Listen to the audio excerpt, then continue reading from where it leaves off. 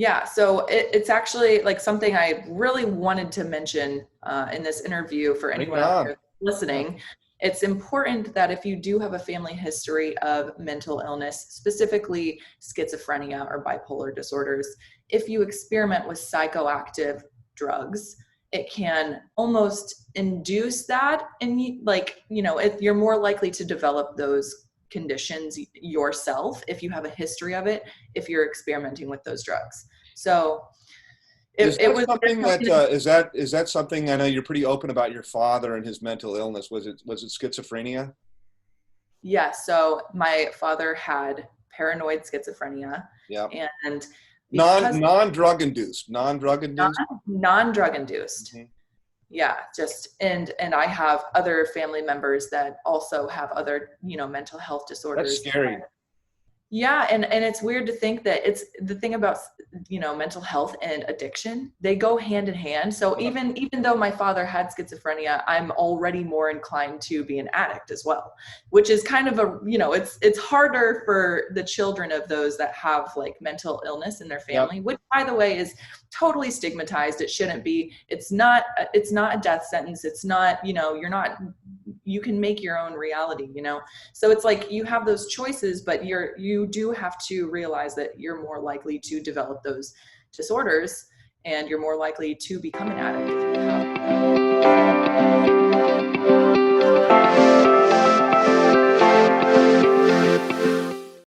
Hello and welcome to another exclusive interview by Recovery Today Magazine at recoverytodaymagazine.com, where first and foremost, we're a magazine of hope. Whether you're considering addiction recovery for yourself or loved one, maybe you're actively in recovery, a little while or a long, long time, you're going to find all kinds of information and topics related to addiction recovery and really living a happy, successful, and sober life here at Recovery Today. My name is Rob Handley. I'm the editor-in-chief of Recovery Today. And as usual, I'm really excited about the guest that I'm going to interview today. She is, first of all, as you can see, she's drop dead gorgeous. She's a model and a singer who has achieved really remarkable fame with her absolutely crazy, monstrous following on YouTube. She has over 2.4 million subscribers. And on her channel, she discusses all kinds of things, current pop culture, headlines, topics that are circulating around online. She's been featured on People magazine, CNN, Cosmopolitan, España, talking about her viral videos and really her social influence. Most importantly, for at least our purposes here, recently she's come out that she has over 3 years of sobriety. Welcome, Natalia Taylor. Hey, thanks for jumping on. Thank you so much. I'm really happy to be here.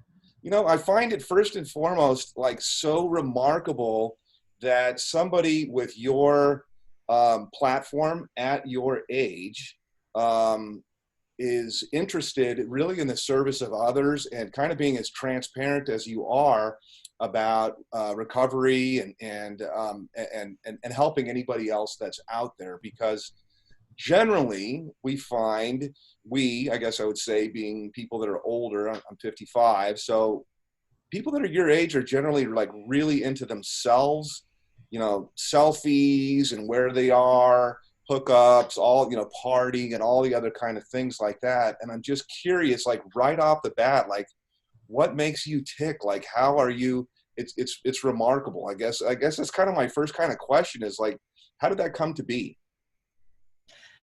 Thank you. I really appreciate that. That's a huge compliment for me. I'm extremely intentional with everything in my life, and I think that's probably has to do with just the several different traumatic experiences that I've had, and all of which have helped me tell stories on my YouTube channel that have gotten me to where I am now. So I find that a lot of people on YouTube are, yes, they're all about themselves, but some of us actually are very great and intentional and love to influence in a positive way, and that's what I'm all about.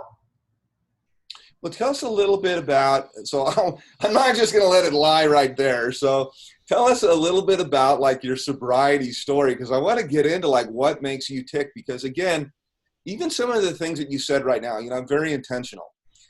I don't find people talking with that kind of language, honestly, for the most part, until they have had a decent amount, I guess I would say, life experience is what most people that are older would probably say.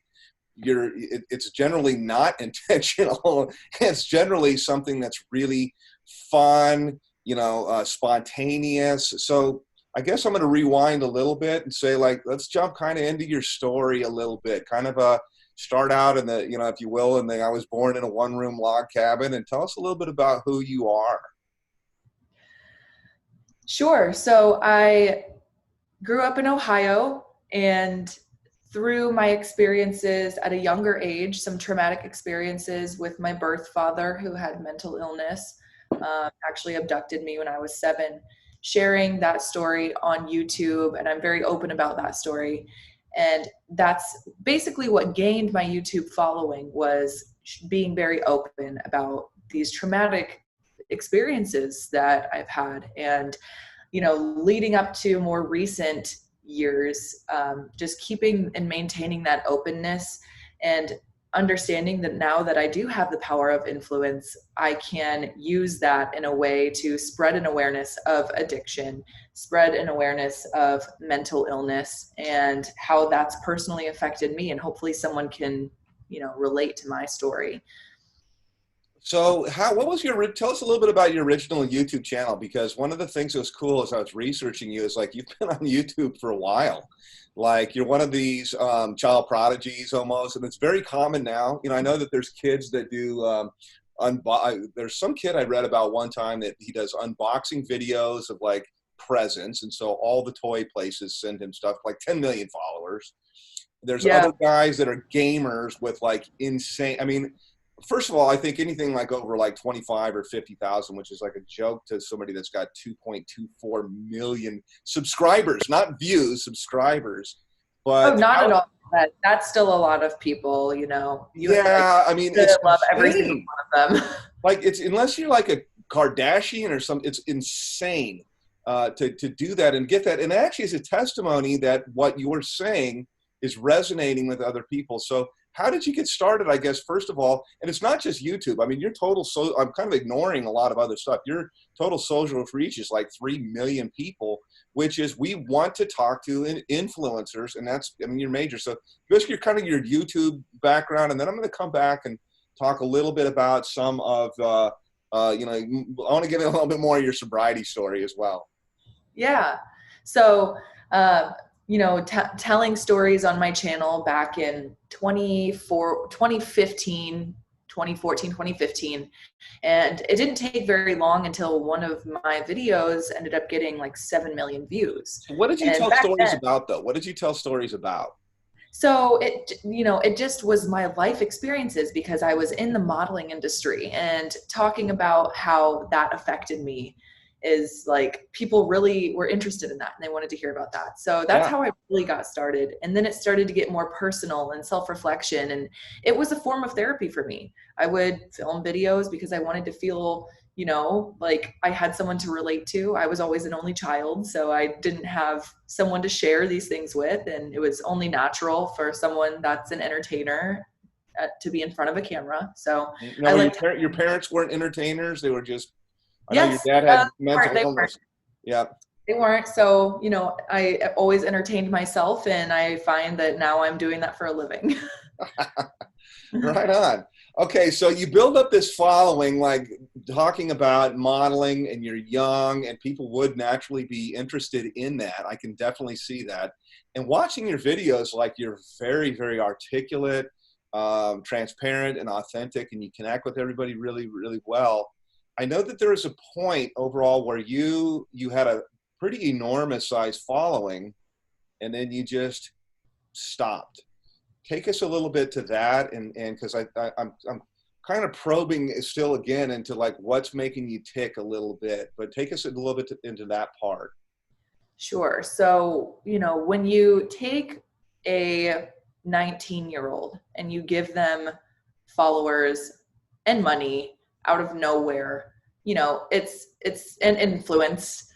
It's an interesting concoction, because it gives that child a sense of invincibility, which you are seeing a lot now with, not just YouTube, but TikTok, Instagram, this viral culture, and it has an effect on the mind. And I can't wait until some scientist somewhere decides to like run a study on this, because it's absolutely crazy what these kids are doing. Me, how I coped with it was through experimenting with substances and not realizing how that would affect me with my mental health history and my family. So, I ended up getting into drugs and, feeling that invincibility and really channeling that through partying and, seeing what else I could do. If I could, get to this point of success, then maybe I am invincible. That's kind of the mindset. At your young age too. That's what I find really, I parallel this in my mind to like a young sports athlete that is suddenly making millions. And you go kind of from being a kid to like, I have this career. I imagine that there's thoughts in your mind like, I'll never have to work a regular job, right? Yeah.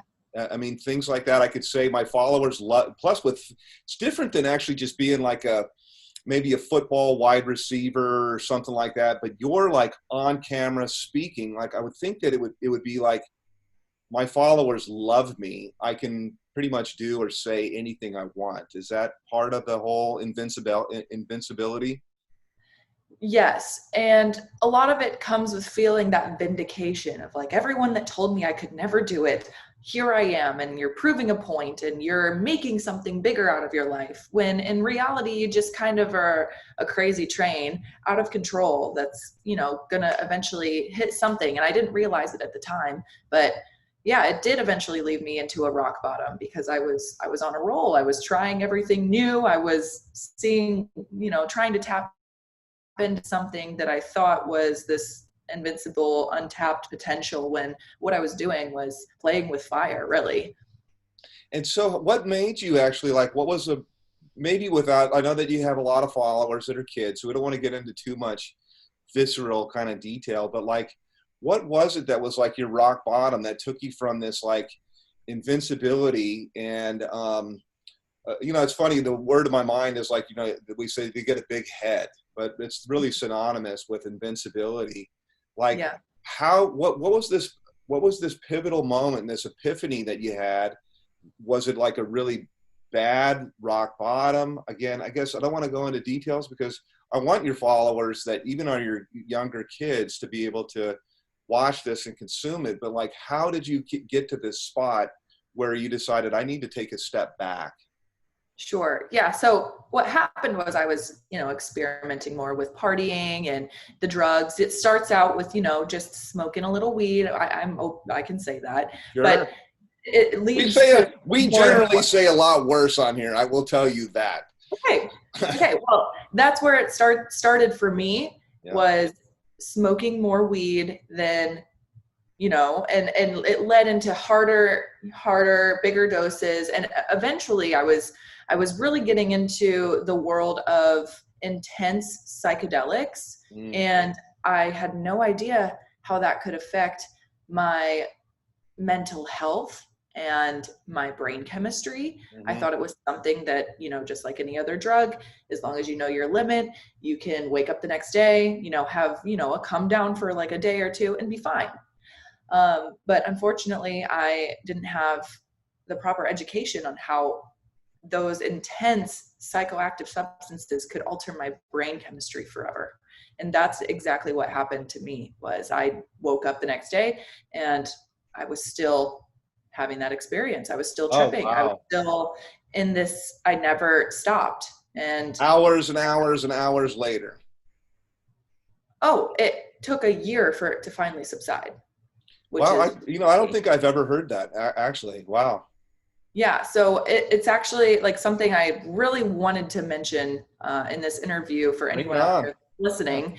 It's important that if you do have a family history of mental illness, specifically schizophrenia or bipolar disorders, if you experiment with psychoactive drugs, it can almost induce that. And if you're more likely to develop those conditions yourself if you have a history of it, if you're experimenting with those drugs.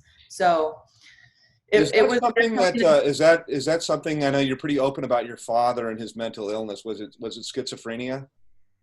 yeah. So my father had paranoid schizophrenia, Yeah. and because Non-drug induced. Non-drug induced. non-drug induced. Hmm. Yeah, just and I have other family members that also have other, mental health That's disorders. scary. Yeah, and it's weird to think that it's the thing about, mental health and addiction, they go hand in hand. So Yep. even though my father had schizophrenia, I'm already more inclined to be an addict as well, which is kind of it's harder for the children of those that have like mental illness in their Yep. family, which by the way is totally stigmatized. It shouldn't be. It's not a death sentence. It's not, you can make your own reality. So it's like you have those choices, but you do have to realize that you're more likely to develop those disorders, and you're more likely to become an addict if you have that in your I'll family. share So something I've never really shared here. I talked a lot about, as I said before we started the interview, I've been sober now for 26 years. And for me, sobriety is really not, not doing drugs or anything like that. I was probably the world's biggest lightweight with pot. Like I could probably take a couple hits and all I wanted to do was eat ice cream and watch TV. No, I couldn't. I loved to communicate. When I was stoned, I just couldn't function, couldn't speak. And I don't care whether it's sativa or it's the other kind. It didn't matter to me at all. I'm really sensitive to stuff. But the thing that I've had a challenge with since I was probably about your age, those in my early 20s, was just one day. I remember I was in college. It was Christmas vacation, and I would always work construction jobs to make money, even on Christmas break. And I was getting ready for work, and I realized I had this profound sadness. And that was my first experience with depression. I was like, why am I so unhappy? Like, I feel really, really like profoundly sad. And, now we know it's dopamine and things like that in your brain. But I remember around the age that you are, learning like, this is where schizophrenia comes out. It's at kind of this age, kind of when you transform from teenager into adult, this is where the ice, the thin ice part can happen. And so I was very anxious about, like, I'll just tell you, like, even actually, like, while so I experienced my first really major depression actually halfway through college. And I remember just thinking, I'm going to go crazy. And I don't want to go crazy. It was very anxious type of a thing. Is this kind of, so I was very concerned, like, I could go bonkers. Is that something that was, I'm guessing, much more in your situation with your family? yeah, I mean, it's you can lose a lot in life and not really realize. I was breaking my body down and I didn't see it. I was breaking everything down, but as soon as you break your mind, that's where it's really, everything's been taken from you. Yeah. And my mind broke, and it was a scary experience, and it was my biggest fear at the time, that maybe I didn't know it, but becoming like my father, right? Yeah. Through That's got to be even worse, even a million times. And I think even if you're a child, and my heart and my about suicide, I know that you're very outspoken about suicide, and I don't think that people understand. And I've had suicidal depression. The wreckage that you screw up. You screw up your kids, your family, people that went to grade school with you. Oh, how is Rob? How's Natalia? Oh, you didn't hear. Your neighbors, anybody that ever had any contact with you. But I would imagine much more so, like, if it was a parent, because then you start thinking, like, did this shit get passed down to me? That kind of a thing. Yeah. I mean, it's a terrifying experience, but through my drug-induced psychosis, which thankfully is what I had, I did not develop full-blown schizophrenia, but if anyone out there listening does have schizophrenia, I learned through this experience that it's something that is stigmatized. It's not a death sentence. It doesn't mean you're a monster. It doesn't mean anything of like that. It's just this something that you will have to treat correctly. You have to be open to help, and you have to learn to cope with it. And through becoming almost this spiritual experience of becoming my father and learning to forgive him because I had made these terrible decisions and I was out of my mind, and finding my healing, I turned to Christ and finding my healing. How did that happen, by the way? Did a friend or did somebody hand you a track or something like that? Were you watching TV? What were you raised? Actually, were you raised a Christian or a Catholic or?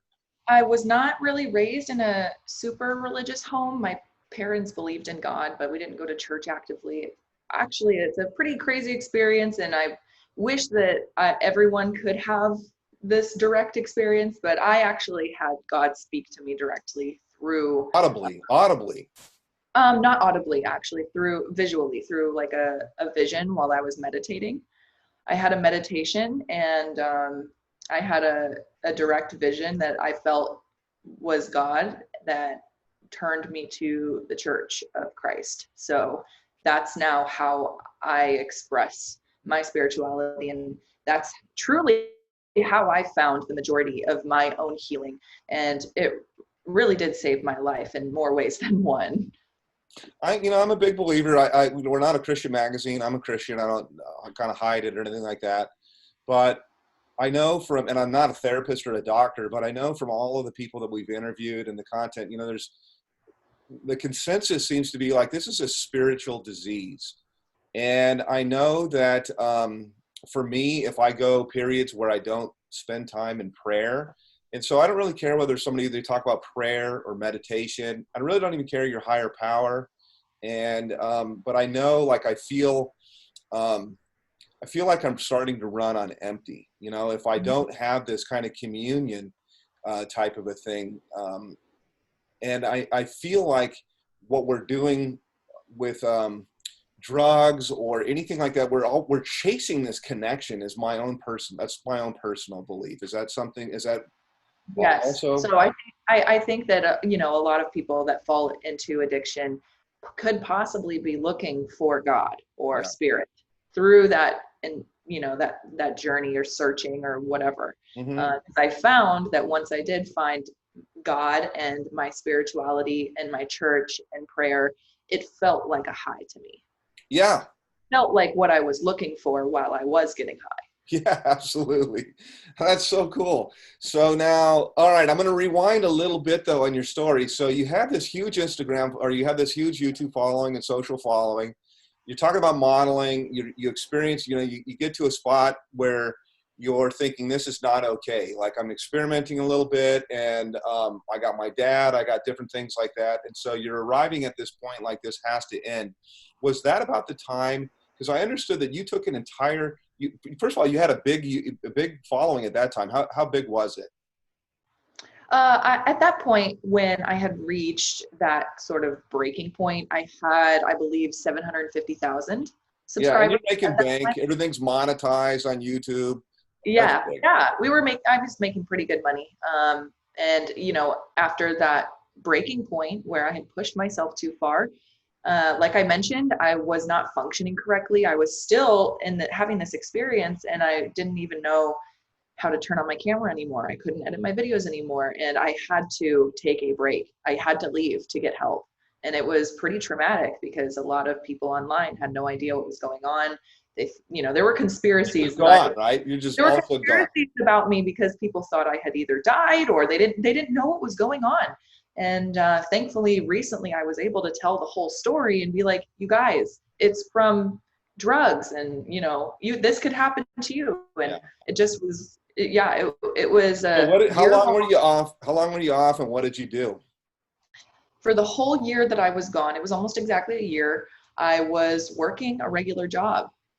God had called me to, root myself back to earth and remind myself of normality and to really feel grounded within myself and live life the way that life is supposed to be experienced from that grounded perspective, and not up here in the clouds where anything is like, life is supposed to be intentional. And found my healing through that, working a regular job just like my family, and learning to get my feet again the right way. And it gave me this sense of security, you know, that if YouTube was ever gone, or if anything ever got deleted, you know, it's social media, anything can Right. happen, I would be okay.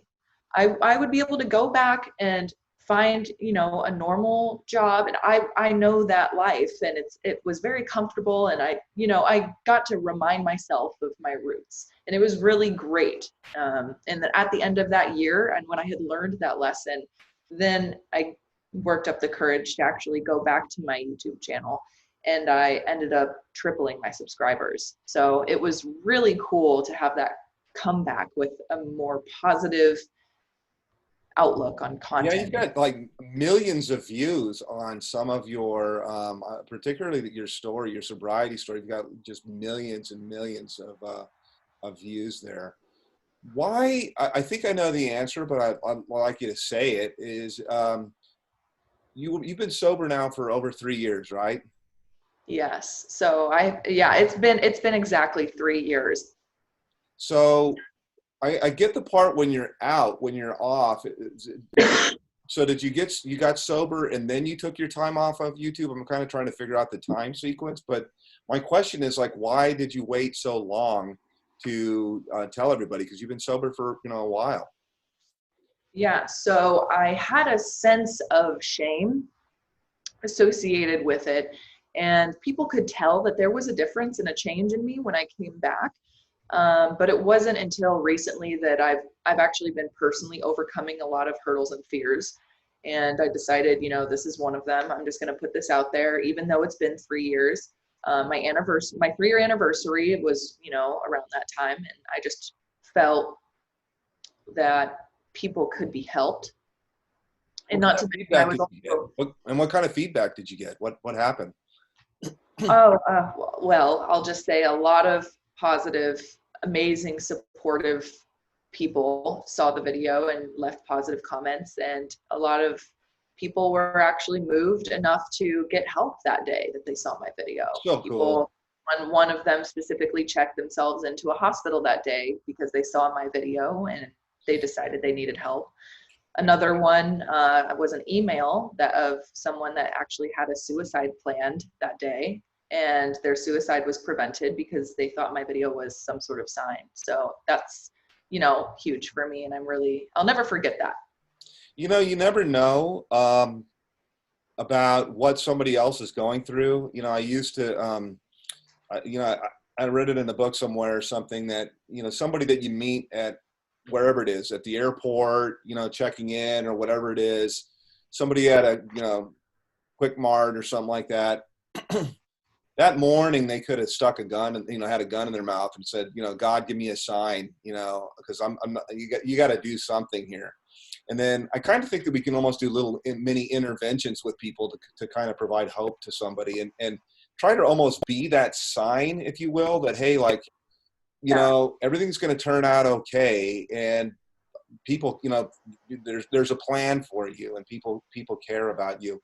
What do you say to those that, you know, the biggest part of sobriety, and we're primarily an abstinence 12-step kind of based magazine. Most of our content is, but we really don't care. I really don't care. As long as you're happy and successful, you've got people that love you, you love others, your service, that's really all that matters. But there's a really strong tone of anonymity. So what do you say to those people that are saying, like, what happened to maybe they don't say it to younger people, but do you ever hear anybody say, what about anonymity? Like, you're so out there about this. What's your In response? what context? Oh, like you should be anonymous, you know, and you shouldn't share that's something that's very personal. Okay, yeah, I see. So that's actually what prevented me from speaking about my story for 3 years. I was afraid of having it tied to my name. I was afraid of people judging me or it, Yeah. you know, preventing opportunity. Yeah. And that was just a silly fear. And I had no idea that that was actually, you know, the enemy, which sometimes is myself and the hurdles that I make within myself, preventing me from helping others that could get help from hearing my story. And did you have to like change? I think you did, but I'm just asking, what about changing relationships and people that you hung out with and things that you did? How as a young person particularly, how did you do that? Yeah, that's a really important part of my story, just because I am like 24, which is like, it's insane that I'm talking about this. I know how young I am to be speaking about this Yeah, you're experience. wise beyond your years, though. You're wise beyond your years. Thank you. I can't stress enough how important it is to be intentional with who you are hanging out with, because we are constantly reflecting whoever we are around. It doesn't matter, who you are. Everyone does it, whether they know it or not. As soon as you have that awareness that you are a reflection of your friends, everything changes. And as soon as that awareness hit me, I realized that I was hanging out with people that were bringing out the worst in me, and vice versa. And I was ready to be intentional with my circle and befriend people that had or what I wanted to see in my Yeah. own life. Yeah. Maybe even a couple steps ahead of me, because I want to, continue to grow. And as soon as you have that intention and that awareness that you are your friends, Yeah. that's like the biggest thing for You are your friends. You are your yes. friends. And I always use this as an example. I'm sure you'll appreciate it, but you are not the same person around your grandmother as you are around your best friend in your living room. You are two completely different people in those Isn't that situations. right? You're still you, but you're different versions of yourself. And that's the perfect example of how we really reflect those that we're around. So I think anyone that's 24, younger, older, that's the best advice that I could give you. And that's how it becomes such a slippery slope so fast. What is most important to you right now? Like, what are you the most passionate about? Is it, sobriety? Is it the Lord? Like, what are you, what's most important to you? I think right now, what means the most to me is really trying to transition from youth into adulthood. I'm trying to figure out how to do that, because as a YouTuber, we're kind of forced to stay youthful and childlike. And I, as much as I really enjoy that side of myself, I'm trying to figure out how to grow up. And through this experience, I'm learning that just by being open about more mature conversations with you and on my channel, it's allowing me to grow up a little bit. And I just bought a house, which is crazy. So Congratulations. That's so thank cool. you. That's what's important to me. And it's just really difficult, because I'm trying to entertain this childlike side of me, but then I have to turn around and I have to pay my expensive electric bill the same day. And I'm like, I don't know how to handle both of these things. It's like, it's confusing, Yeah. and so just trying to figure that out. Well, the cool thing about that, you probably already arrived at this, is I was thinking like your original, you're saying, and how you're described as a storyteller. And you said, I kind of started getting online to kind of share my story about what it was like to model, or what it was like for this, or you sing and you entertain. And so you're taking people along this journey that they think obviously is interesting. They're subscribed. They want to find out what the next part is. And the interesting thing is, I get that everybody needs to be youthful. We all need to be young and relevant. But at the same time, your audience is actually growing older every day as well. So I'm sure you already are thinking about like, well, a lot of these guys are 21, 22, 24, 26, whatever it might be, and they're thinking the same time. So the things that you're doing now, I almost think there's not really much of a struggle to try to stay younger. You're not. Part of the whole story is you're moving along. And I think that's great advice too. Hearing that sometimes I need to hear outside perspectives, because we get into our own world, this internet world where we think we know what our audience wants. And I think just trying to figure out how I can maintain, my YouTube channel that I love and still become a mature adult. Yeah. Like it's something that I'm still learning. Are you looking to get, I missed a part. I don't think you're married. Are you looking to get married? You want to have kids? Like what do you see for your future at 24? I mean, like I said, you're very wise beyond your years, and I love the fact that that you use the word intention and intentional. You're aware of who you're around. Like map out what what do you see for yourself down the road?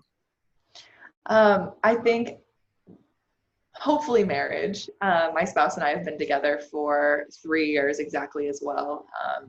And he's just a huge part of my life and my recovery story as well. A huge support system. He helps me with my YouTube channel, and I think we're looking to get engaged possibly in 2021. Oh no, here I'm like putting this poor guy on the spot. No, believe me, I put him on the spot myself. So you're not doing any of that. But hopefully, engagement. These are all things that deep down I want so bad, and that's the growing up part. That's the real life part. And I really do want a family. This is really like the transitional period. We're shifting, and through telling this story, I've had this shift of mind, and I would like to eventually have a normal life. Yeah. I was actually just going to ask, do you see a life outside of, but you're a professional social media influencer. You could be a model, or, you could do very well as a model. I'm probably not saying that the right way. I haven't listened to your music yet, but I understand it's great. But do you see different venues professionally, or some things that fulfill you outside of social? Maybe, I guess I would say vocationally, Yeah. So if we're looking towards like where my next creative outlet, I'll give you kind of the rundown of what's coming. So I'm going to keep my YouTube channel going for, as long as I want to create content. It's a part of my heart. I love creating content, no matter how many views I'm getting or how many subscribers I have, I'll always make videos probably in one way or another. But I really want to start, now that I've bought my home, I'm super interested in real estate, and I want to start getting creative with real estate. You can lead all these people into other things too, right? Yeah, well, think about it. There's like amazing videos on YouTube of people that flip real estate as well. I could go into that, where it's like I'm making videos of like a living room transformation. That's like, that feels like I have the best of both worlds. I get to be a YouTuber and I get to be an adult, Yeah. And you get to be paid. It's funny, like you could tax write off like things that are part of your regular life because it's part of your, I don't know, but I just think that it's cool that it's part of your vocation overall of what your life is. I think that's really, really, really neat.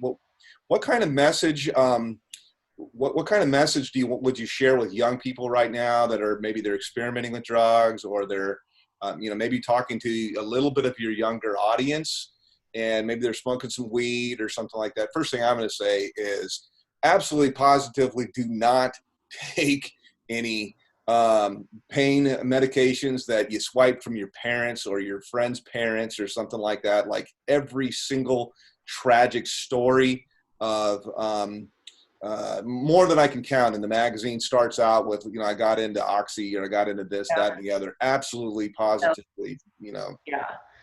Pills are absolutely evil, and that is the slipperiest of the slopes.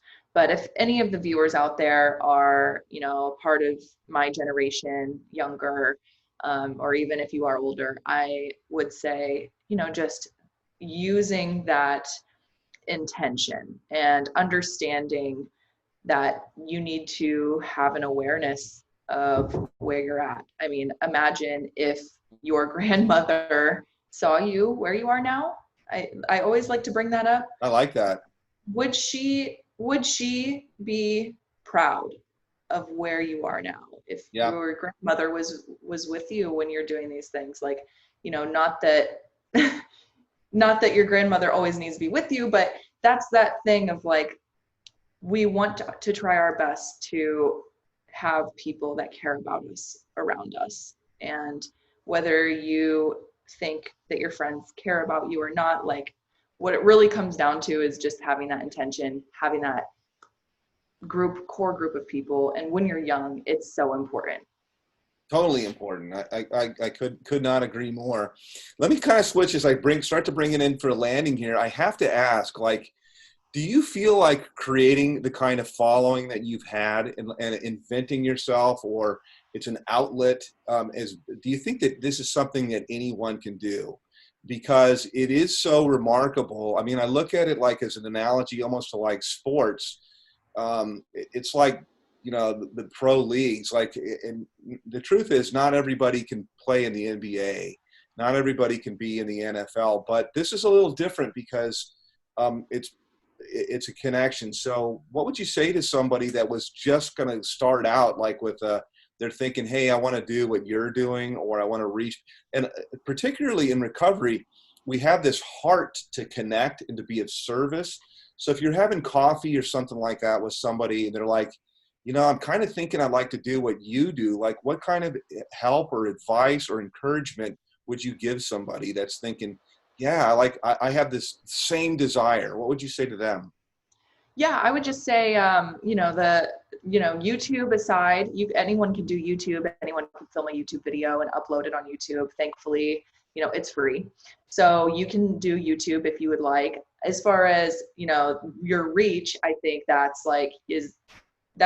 not nearly as important as if it's in your heart, if it's a therapy to you and you're making these videos to help yourself and to help others. I'm a firm believer that, one drop in the bucket makes a wave. So even if you're reaching one person with your video, it can make a huge difference.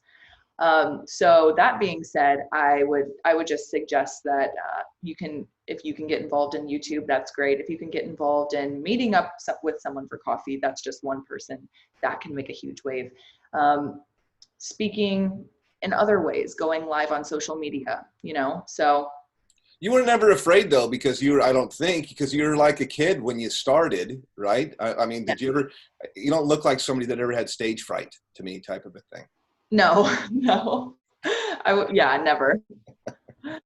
Real good. Well, who would you like to give a shout out for? I mean, your reach is actually much larger than ours, but like for the purpose of the magazine, like I know that you talked about suicide prevention and things like that, causes and things like that. What in this feature that we're putting together, what can we highlight and what kind of message and where can we kind of channel all of this, this good vibe?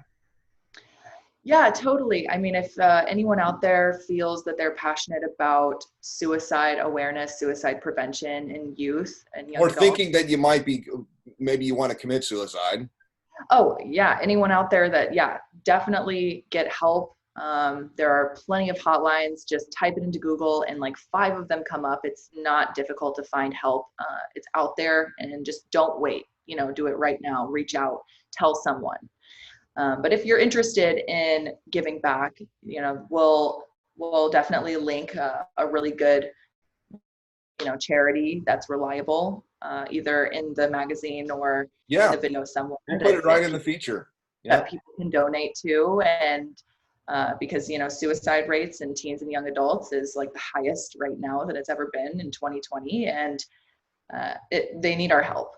So, I do have to ask one other thing. That's usually my last question, but I do have to ask one other thing. Is you're put together for a young person? That's one of the reasons I'm so kind of struck. Career, influence, money, and you're talking about living intentionally, and you've already kind of gone over some of this speed bump. I mean, 3 years of sobriety is pretty significant. What is your outlook like for the world, like for your, I've got you by about almost 30 years. And I wonder about like, what's the world going to be like? I mean, I'm not like a political thing, but like, are you optimistic about it? Do you think that the future is utopian, or is it like Hunger Games dystopian? Like, what do you think? And maybe even for your kids too. Yeah, I guess like if you're asking my personal perspective on life, it changes by the day. I think, because I am Christian, just biblically, I do see the world kind of deteriorating, but thankfully through salvation and through personal recovery. I think that's the good news. Like everything's going to turn out. It might be really, really bad, but it's all going to turn out. Yeah, and that sounds kind of cliche. Like I feel like, everyone says, "Oh, it's all going to be okay." But actually, you know, like everyone always tells you it'll work out. If it's meant to be, it'll be. But, until you reach that moment of just like self-reflection, that's the good news, is we can have personal recovery and transformation. And I think when you have that, then the world seems a little more below, like, the world seems more sick. Yeah. Then when you get better, the world seems more sick. And I think that's what people like us, people reading this magazine, really have the intention of trying to help this sick world, because there's a lot of good out there too. You just have to find it. Yeah, and that's what we want to do here. We say that we're a magazine of hope, and it is just reaching one single person. I mean, we want to reach a lot more than one. It's not really true, but every single person overall is individually valuable.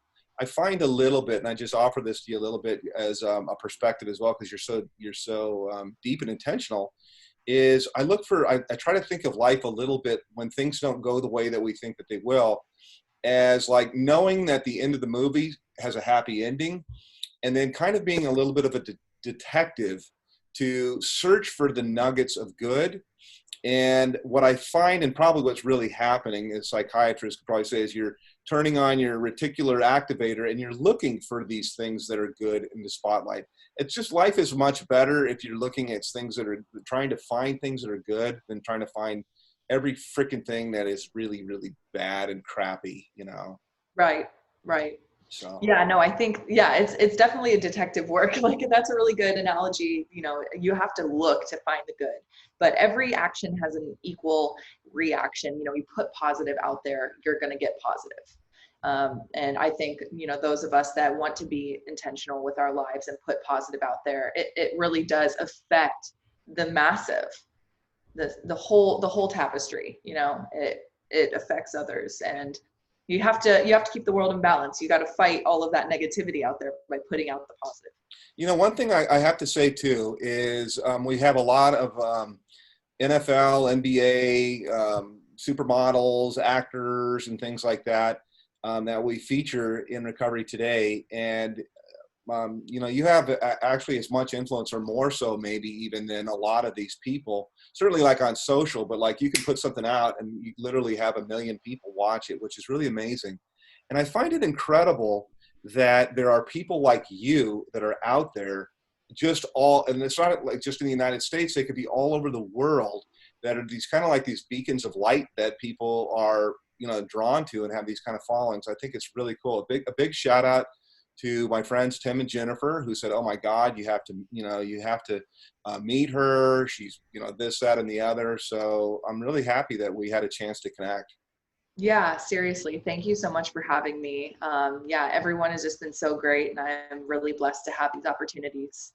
Well, I find that the deepest kind of stuff, I know there's, time for fun and relevant topics and things like that within that, it makes stuff interesting. But I find that the conversations and stuff that is kind of the deeper, kind of introspective, like what's it all about, is much more the substance of like what life is about.